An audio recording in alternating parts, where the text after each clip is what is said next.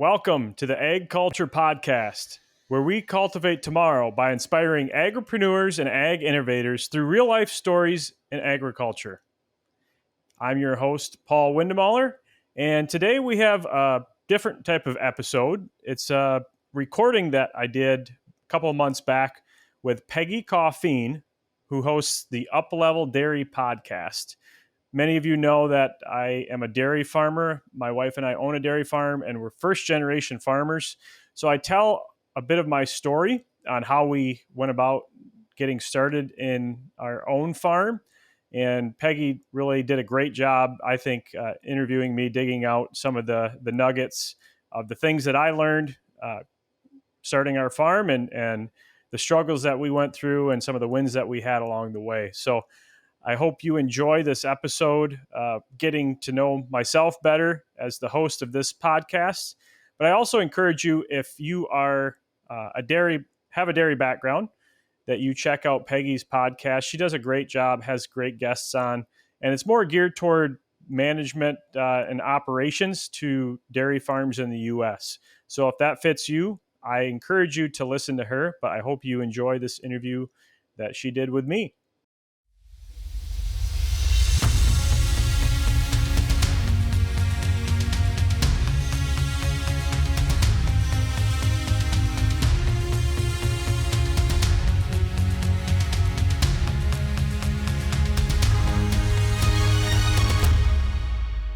When I was in New Zealand, I spent about 6 months there when I was going to university there.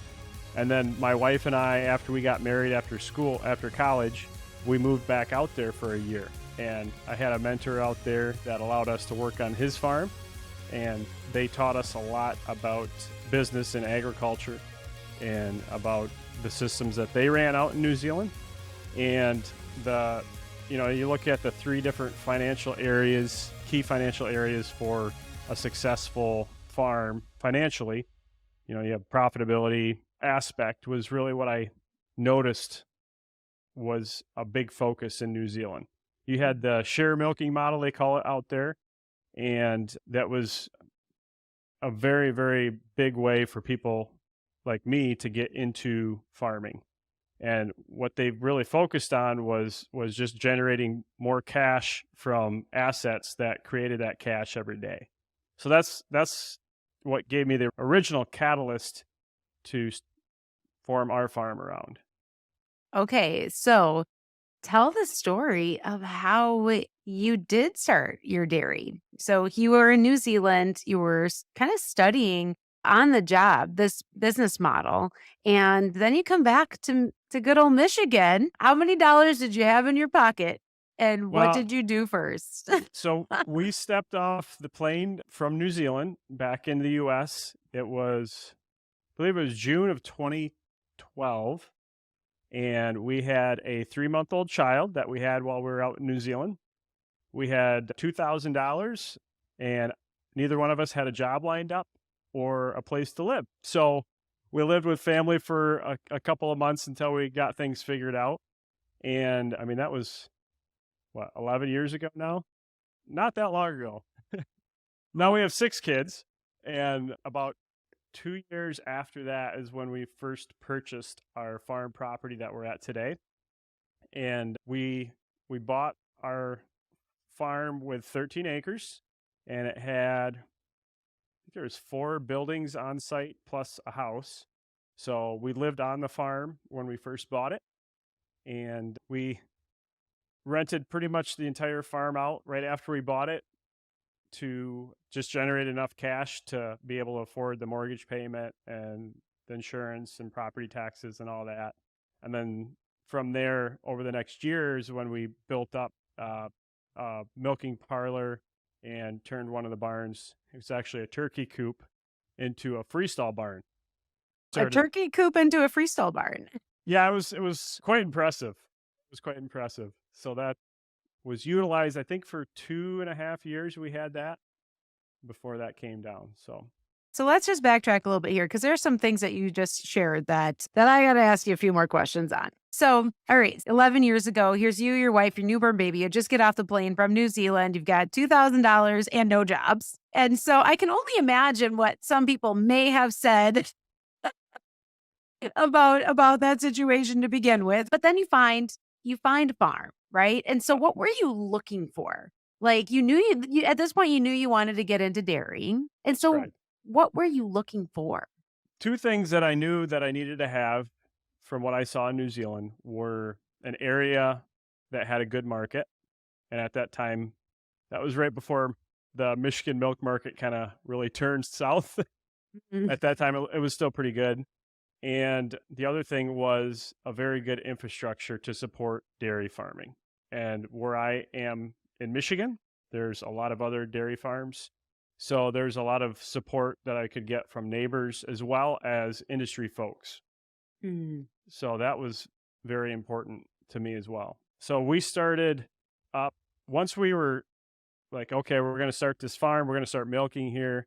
We had about $20,000 of savings set aside to start with. So that was our initial cash investment to start our farm. Okay, and so you mentioned that after you bought the place, you started renting out right away. And Yep. so what areas did you rent to generate income and cash flow? So we had a storage shed that we rented out to one neighbor to just store equipment in, and we had about 10 acres of the farm was had some pretty good pasture or fencing for pasture, and we rented that out to another neighbor for his beef cattle. And then the turkey coop was rented out to another farm down the road that needed a place for bred heifers. So we rented that out to him, and then I kind of kept an eye on him as well, and made sure that they're all looked after. So let's see. And then the other part of the barn, one of the other barns, my wife and I raised feeder calves in. Okay. So you looked at pretty much everything that you had just invested in, or you probably looked at this before you made the investment and you said, okay, this is an area where we can generate some cash flow. This is an area where we can generate cash flow. And then were you at this time, were you a like full-time farmer or were you still working off the farm doing something? No, I was off the farm. Let's see, basically from not long after we got home from New Zealand until the beginning of 2019 was really when I became a full-time farmer. So it was over five, yeah, about 5 years that we were actually dairy farming that I still had a full-time off-farm job. Okay. Yeah. So you didn't dive in 100% right away. This was a planned process and one that you gave some time to. Or was it not planned? Well, I mean, it was planned to a certain extent. Going back to the three key areas of financial success, profitability, leverage are the other two pieces. And you can be profitable, but you need to have scale in order, even if you are profitable, you still need scale in order to make a living, right? You can't just milk two cows. And even if you're profitable at that, two cows isn't going to give you enough to live off of, right? So you needed to have scale, or we needed to have scale in order to get to a point where it could sustain a living for our family. So the other aspect of that was leverage, and starting out milking 30 cows in a turkey coop in a homemade parlor. There's not a lot of banks that lend on that. So No? at least that I found. Maybe that's different today. But yeah, so we had to show that we knew what we were doing and that we could generate a profit long enough and build a business to the point where it was worthy of investing in by the banks. Mm, I see. So and that just was going to take some time and Right. you had this knowledge going in, right? Cuz you like did you study business along the way on the just kind of on the fly through some of these mentors or were there some resources that you really kind of dug into and tapped into to understand these different business models and ways to make your dream come true? Yeah, I've probably been reading business books since I could read. Most kids are reading nursery rhymes when they're little. I was reading business books. I just love business. I'm fascinated by business, whether it's a farm or a manufacturing facility or a service business. I'm just fascinated by all business. So that's just one of my things is to look into what makes business successful in any area. And then seeing all my family and their businesses, being around that, learning from them. But also, I spent a lot of time traveling around the globe, traveling and meeting phenomenal farmers from around the world, from the Netherlands to New Zealand, Australia, Germany, Canada, all around the US. So I was really blessed in some of the jobs that I had to be able to meet those people and actually get paid to meet with them and build a relationship with them. So that was a big aspect of my life and learning experience was learning from the people that had success already. Yeah, yeah. Okay. And you talked about tapping into business books since you were a toddler. So I can just picture your mother reading you these bedtime stories. But what are your top couple resources or authors or people that you tap into? Dan Sullivan's strategic coach has some really good ones. There, I would say that's more of a once you get your business rolling, like how to really dig in and improve and expand and scale it. One for me that I read, I think I was in junior high when I first read it, was the Rich Dad Poor Dad book by Robert Ah, Kiyosaki. I know a lot of people probably have heard of that before.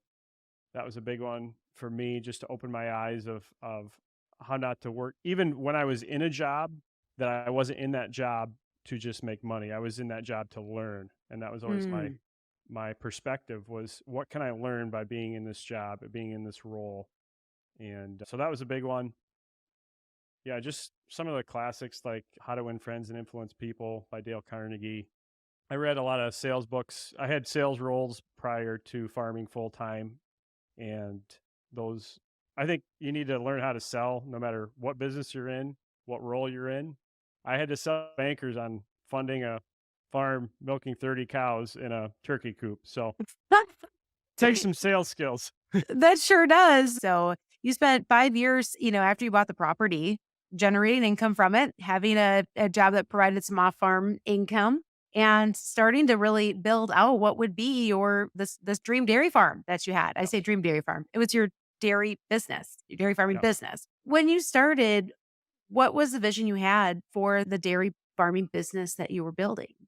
What did it look like in your mind? So my 10-year goal, when we bought that farm property in 2013, July of 2013, was to milk 150 cows and be able to milk them on robots in 10 to 15 years. And that was 2013. 2014, May of 2014 is when we started milking cows. We built a homemade parlor and started with 30 cows that we leased from the neighbor that was overcrowded. And then in the summer of 2015, we built our first freestall barn, real freestall barn that wasn't in a turkey coop.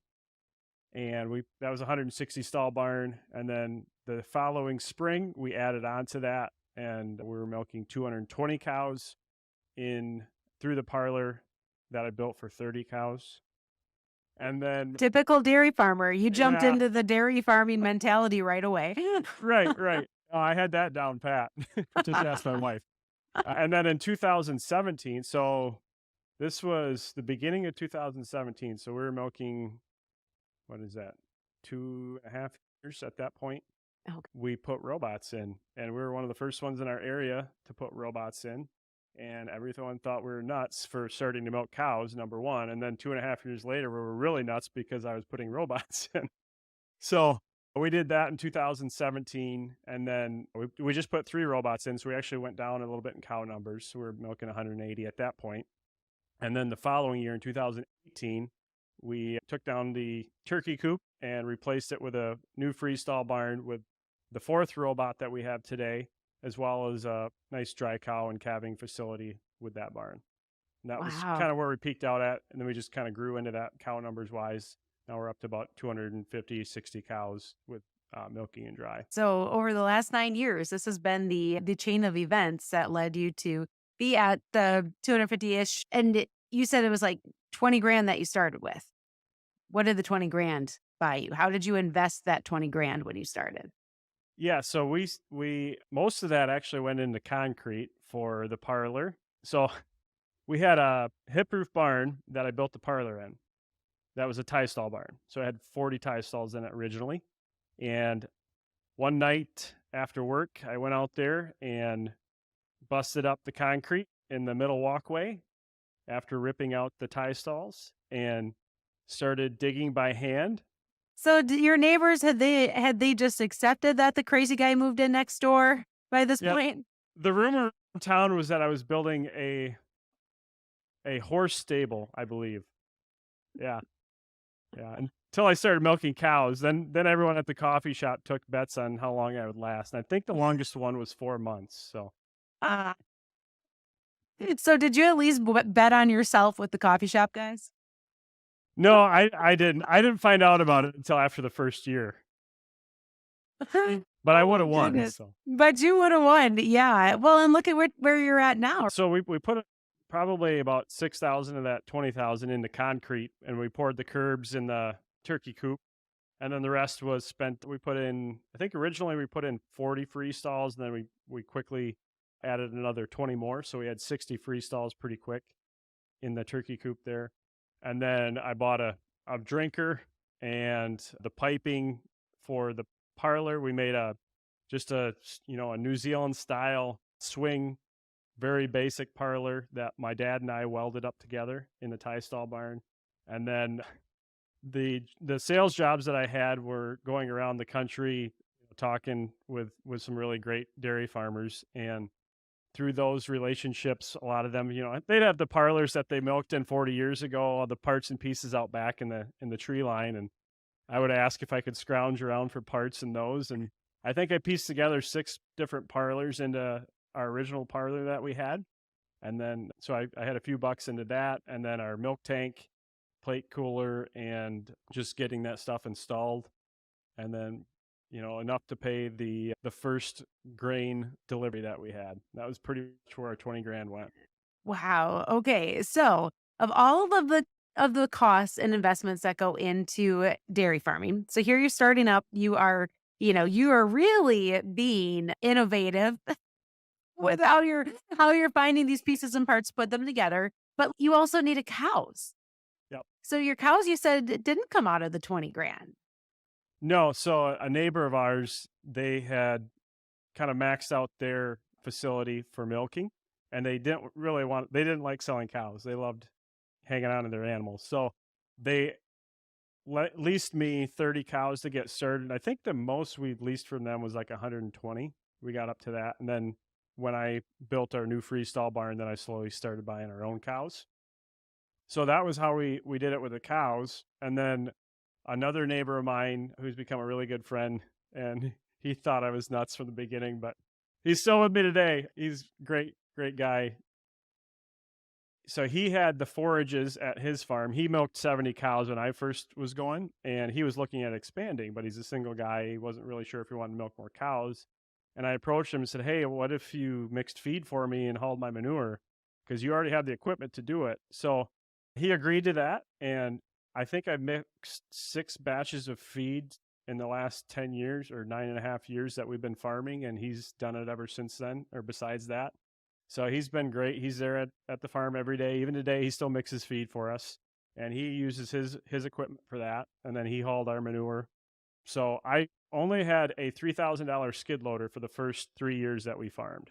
That was the only piece of Wow. equipment that I owned. So Yeah. So your creativity and very much outside of the box thinking helped you to take that 20 grand, stretch it in a million different directions, and also look around you. We talk about Dan Sullivan, the book. It's behind me on my shelf. Who Not How. I think you could have probably written that book yourself based on what you just shared about how you looked out into your neighborhood and saw, hey, there's a guy that's got more cows than he wants to milk, and you could solve his problem. Then you've got the other guy who's got equipment that could be higher utilized and equipment that you didn't want to invest in.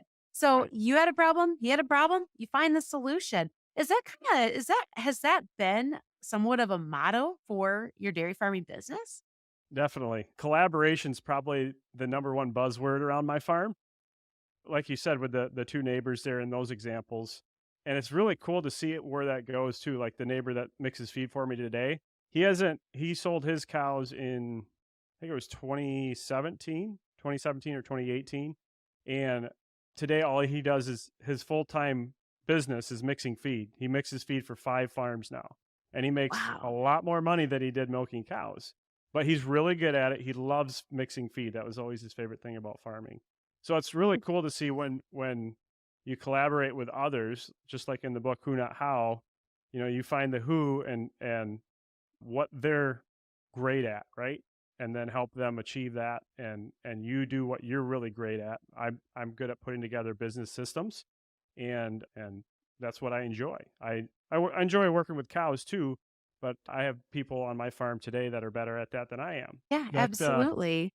that's been kind of fun to see all the different ways to work together, and with neighbors that grow crops for us, and how we can integrate into their businesses and help them be successful, and diversify their crop rotations and utilize our manure. I want to revisit a couple of things that you just talked about, but before we get to that, just kind of walking back through this story. 5 years in where now you've got a herd of cows you started to build up and you invested in robots. And like you said, you were one of the first in the area at the time to do that. And so typically, when a dairy is interested in doing some robots, that requires some conversations with a lender. I'm assuming at some point you had to go to the bank and say, hey, like, this is what I'm working on. This is what I want to do. And this is what I've just built one piece at a time. And this is where you want to go investing in technology. And there's a price tag for that. So talk a little bit about how you went from that bare bones startup to now investing in technology. Well, I think it started from just the bank witnessing the growth that I had early on without their help, and without needing as much cash as normally would be thought of to start a farm, and seeing that, hey, it is profitable along the way, even though he's not very big, and he didn't have any equity when he started. So that was part of it. But I guess a quick story on the original bank loan that I ended up getting for the farm was, I had a friend that was in excavating, and he put together a quote for me of what it would cost to do the excavation for the first manure pit and barn area that I would need done. And it was probably actually a little low. I mean, it was a very fair quote. And I'm like, I don't think I can probably come up with the cash to pay to do this, but I just need a quote to show the bank. And the bank said, well, you need to have a certain amount of equity before we're even going to look at lending you this money for this new barn. And so I thought, well, I'm going to call up the rental company. I'm going to rent a bulldozer and an excavator for a week and see what I can do. And for 3 grand, I rented a bulldozer and an excavator and put some fuel in them, and had a couple of buddies help me out a little bit too. And we did all the excavation in about a week for the manure pit and the barn pad. And then I called up the banker, and I asked him to come out to the farm. I said, would you come out and visit? I wanted to talk to you about this barn project. And he came out, he saw all the excavation work was done, looked good. And I showed him, "Hey, here's a quote for what the excavation value is of what's done so far. Is that good enough for my down payment on the barn loan?" He said, "Yeah, that should be pretty close." So that's how we ended up getting the first barn loan. And Wow. yeah, that I didn't quite pull that off with the robots, but I had a couple different lenders that worked with me. One worked with me on the infrastructure that we needed to put in for the robots, and the other one worked with me on the robots themselves. And the two said, well, if the other one does the other part, then we'll be willing to do the other. So Yeah. So again, a little bit of collaboration and cooperation to get the loans done yeah, and creativity and creativity. in a legal way. Of course, we wouldn't talk about anything that wasn't in public on here. Yeah. So one thing I'm curious about, why did you want to go with automated milking and how did that fit into your business model? Yeah, so one of the big aspects of my business model was trying to make every job on the farm a one person job. I wanted it to Mm, be extremely labor efficient, and I also wanted to make sure that when you have two people needing to do a job, a lot of times you'll have what I call shrink in your labor, right? You're not necessarily getting two full people's time out of that effort. You might be getting 1.5 times the result out of two people's times instead of 100% out of one person's time. So my goal was to try and make as many jobs on the farm one person jobs. And through the robots, I feel like we were able to achieve that. So the other aspect of it too is it's a lot easier to attract people that want to work on a dairy farm that don't just want to milk cows. They want to do a little bit of everything. And with robots, you can do a lot of different jobs in your regular chore shift. So that definitely interests a lot more people to be drawn to work there. Yeah. Yeah. So you want to be able to attract the right people and good Yep. people to Yep. come and to be a part of the team. And, going back to one thing we keep talking about, that who not how piece. So talk a little bit about the employee side of things because as you had mentioned earlier as well, you have somebody on your team that's better at cows than you are, right? Yep. Because you love the business side more than you love being the guy or the gal or person that's with the cows all the time. So how many employees do you have first off? So right now we have one full-time person, and usually we'll have between one and two other part-time helpers. And ever since we started our farm, a big um, part of how we wanted to serve the community was to provide opportunities for young people that are interested in agriculture that may not be from a farm to have that opportunity to grow and learn at a farm. And so a big core value of ours is being able to provide opportunities for teaching and education. And we've done that through, I think we've had people now on our farm that have basically made a full time career after being at our farm in agriculture, coming up through high school, through the FFA programs. We have a great relationship with those in our local community. And just being able to teach those people and help them get connected in the industry to get full time employment. Our current farm manager came to us a year ago, and she's not off a farm either. She's kind of grew up being around farming and had a real passion for it.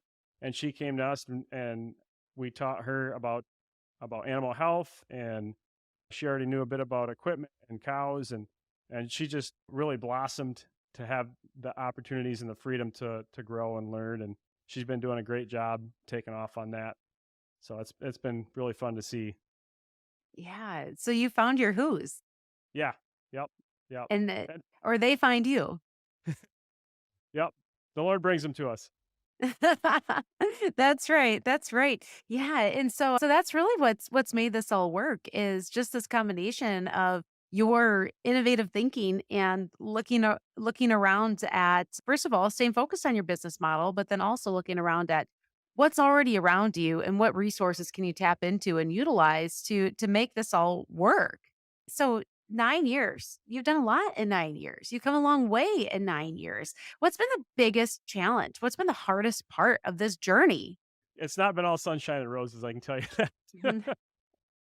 Was there ever I a time when you wanted to quit? I don't think there was ever a time that I wanted to quit.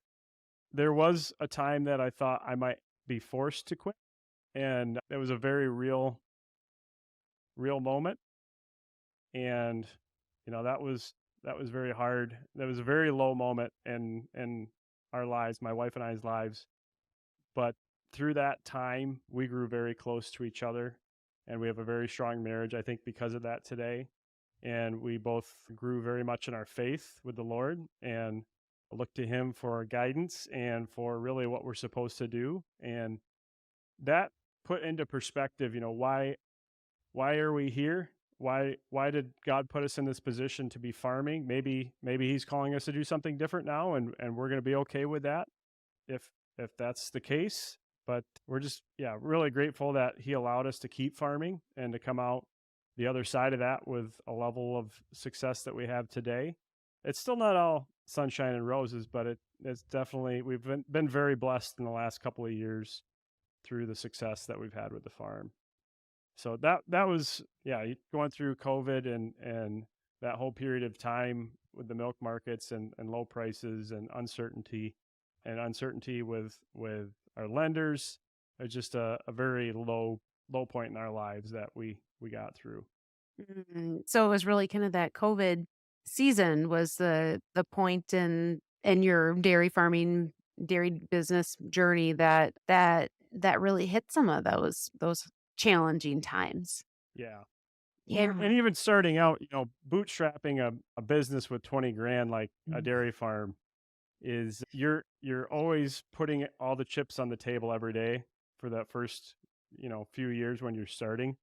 And you just have to be okay with, you know what? I'm going to putting the chips on the table, and there's a very good chance that we're going to lose them all, but it's, you know, there's going to be opportunity if we have to start over and do something different if we need to. And I think that was one of the ways that we were able to grow so quickly. Was I look at a lot of friends that are second, third, fourth generation dairy farmers, and they've just got so much pressure to perform and not take risks. So it's very hard for them to grow unless they have really good structure, really good support, and they're really wise with what they're doing. With us, we just kind of put the motor down and went for it every day because we didn't have a lot to lose to start out. So How would you describe your appetite for risk? I would say it's going down from what it was when we first started, but I was always somewhat risk averse from the beginning. Most people wouldn't think that from looking from the outside, but I think pretty much every month that since we were able to forward contract, there was 6 month window where when we first started out that we weren't able to forward contract, but ever since then I've had a forward contract on our milk. So that's been basically 9 years that I've had a forward contract on every single month on our milk. And I do a lot of forward contracting with our feed as well. So I, although from the outside it looks like I have a big appetite for risk, I definitely mitigated that. And my philosophy around forward contracting was if I can do a base hit or do a double every year, I don't need to hit a home run every year. I just need to string enough base hits together to be successful, and that's what we did over a long period of time. Yeah, over 9 years. Another one of the big challenges that I had, we talked a lot about the business model that we had starting out, and there's always a tendency of, oh well, maybe I can do this now, or maybe I'll change and do this. So having a very clear understanding of what my business model is and staying on task with that, or keeping that in mind for all my big decisions, I think is Mm. very important. I look at the few times that I actually did veer away from the business model that I had set up, and almost every time we did that, it was not a good decision. It was bad financially.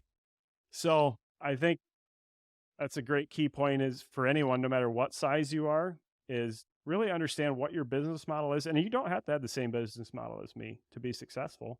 You do need to understand what your business model is, what competitive advantage that you have through that business model, and then how to grow and how to make good decisions based on that business model for your business. And you've spent a lot of time teaching yourself these concepts and living by them. And so for our listeners out there that maybe aren't as familiar, can you just go through those three business model and give us the quick cliff notes of what differentiates one from the other? Yeah, so the three key financial metrics that I look at, I think that's what you're referring to, would be profitability, leverage, and asset turnover. So asset turnover, at least my definition that I use for my business model is I want to create as many dollars of revenue for every dollar of asset that I have. So for most of my business career with our farm, my goal was to produce at least $1 of revenue for every dollar of assets that I have. Most people probably think that's absolutely nuts. Like you can't do that, right? We've done it all but I think 2 years. I just calculated that the other day. I think there was 2 years that we didn't achieve 100%. So, but with that, that means you're using your equity very efficiently, using your assets very efficiently, I should say, and you don't have assets that aren't turning every day. You can't really do that if you're going to have grow your own a lot of your own feed or raise all your own replacements, those type of things, because those assets aren't going to generate dollars on day one. So you can have a business model where you grow all your own feed and grow all your own heifers and have everything internally, but that takes a completely different mindset than what mine does.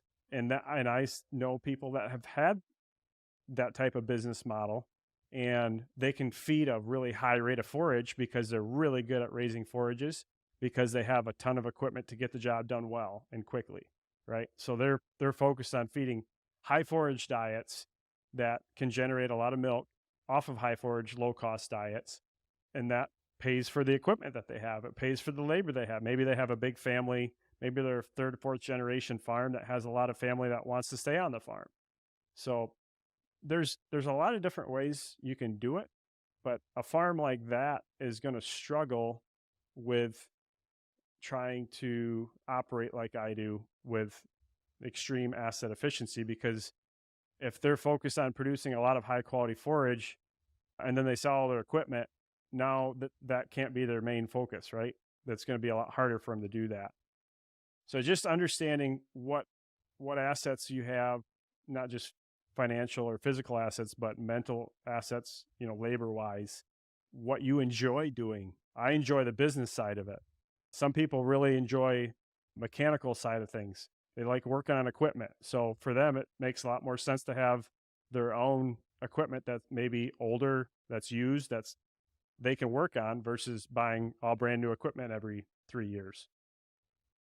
So those are a few examples of really understanding what your business model is and what you're looking to achieve. Well, thanks for walking through that. And it sounds like one of the keys for you has been just staying focused and consistent. Well, and let's go back before even that point, deciding this is how I'm going to run this business. Mm-hmm. Yeah, and that goes back to, like I said early on, seeing the success of the share milker system in New Zealand. We don't Mhm. have that system in the US, but the way that I set my business up was probably about as close as you can get to that here. When you think about, like, I mean, obviously, we've talked a lot about how you've got to where you are right now on the dairy farming business side.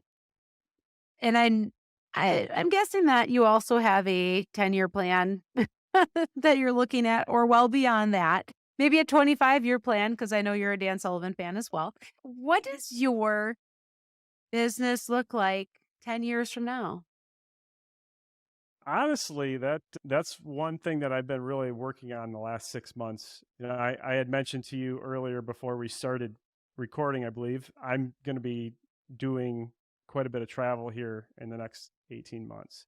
And that's really, I believe that's really going to shape where my career is going to go beyond our farm as where it is today.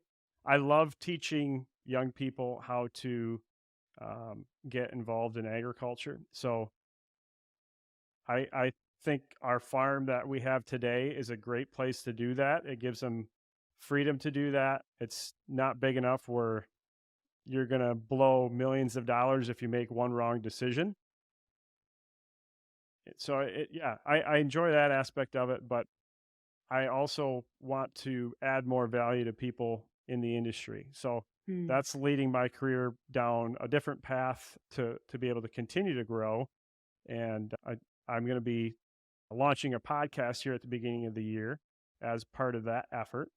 And then the like I said, the travel over the next 18 months around the world studying a topic in agriculture will also be part of that as well. So. Okay. So those are two pretty cool things that you just mentioned here, Paul. So traveling around the world and also launching a podcast. So let's talk about those two things for just a moment. So, the podcast, what's it called and what can people expect from it? Yeah, so the podcast is called Ag Culture Podcast. So it's AG Culture Podcast. And it's really to inspire curiosity and through stimulating real life examples in agriculture from around the world. So I've been blessed to have relationships from people around the world, and I have some great conversations with people from around the world, learned a lot from them, and I really wanted to share that with others, and I thought a podcast would be a great avenue to do that, right? So we're going to be interviewing people in the coffee industry, in the greenhouse industry, quite a few from the dairy industry, obviously. I've got a lot of contacts in dairy, but also the venison industry, just a wide variety of topics and sectors, because I believe we can learn a lot from other sectors and even other businesses that aren't in agriculture. I think we can learn a lot from. That's where I've learned a lot from. So I want to be able to bring that to others as a way of giving back for the people that have invested in me, and provide encouragement to those that are starting out in their journey where I was maybe 10 years ago. So that's part of it. The other part of it was the scholarship program that I'm going to be involved in. It's called Nuffield Scholars. That was kind of the stimulus as well for me to start the podcast. I was hoping to receive that honor, and fortunately I did, because I kind of based the podcast a little bit around that.